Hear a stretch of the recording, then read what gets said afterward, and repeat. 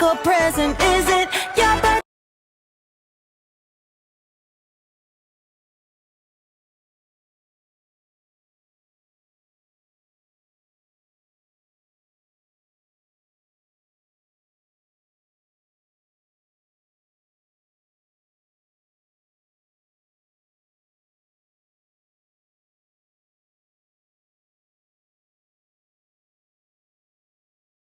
Is it your birthday, girl? Cause you looking like a present. Is it your birthday, girl?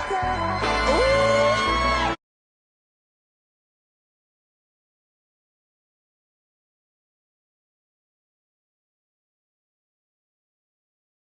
Does anyone else feel like time is just flying right now? It is so crazy to me to think that Freddie and I moved all the way from California to Florida nearly 4 years ago. Literally next month it'll be 4 years.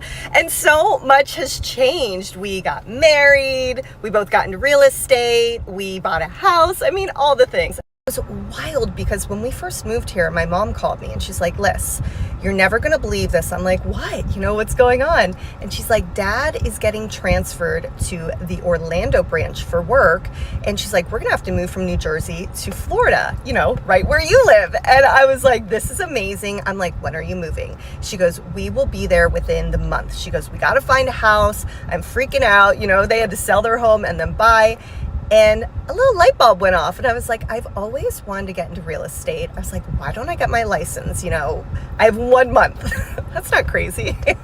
So I told her, I go, give me 1 month. I'm going to look into this. So immediately after our conversation, I hop online. I start Googling what is the best online real estate school. And I read such great things about a school called Aceable Agent.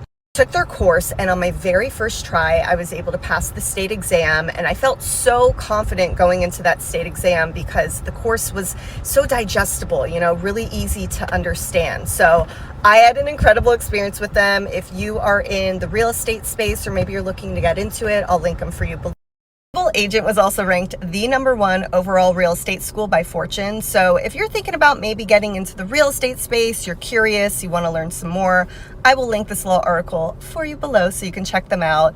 Overall, if you are more of the modern student and you're looking to have flexibility like I needed, I highly, highly recommend them. Are dinks dual income, no kids, living the new American dream? For many millennials born between 81 and 96, the ultimate symbol of financial and personal prosperity revolves around being one half of a dink. According to this new research, which identifies that 45% of millennial women aren't getting married, buying a home, or having kids in that order. Instead, 26% of this cohort of women are pushing pause on starting a family so they can focus on their careers and personal finances, with 10% actively prioritizing saving so they can have children in the future. When you look at declining birth rates, US birth rates fell to the lowest since 1979 in 2023. You want to guess one of the main reasons? It's estimated that it costs roughly $300,000 to raise a child born in 2023 due to housing, food, childcare and education, transportation, healthcare, clothing costs during their formative years. It's hardly surprising that women, whether they're a couple or not, are considering financial factors before having a child. How sad that we've let society get to a point, not only about groceries and rent and housing, but the ability to have children. There are so many millennials and Gen Zers that want to have kids but can't because they're unsure of the future of this entire society, or they simply can't afford it. That is how you know the system is broken.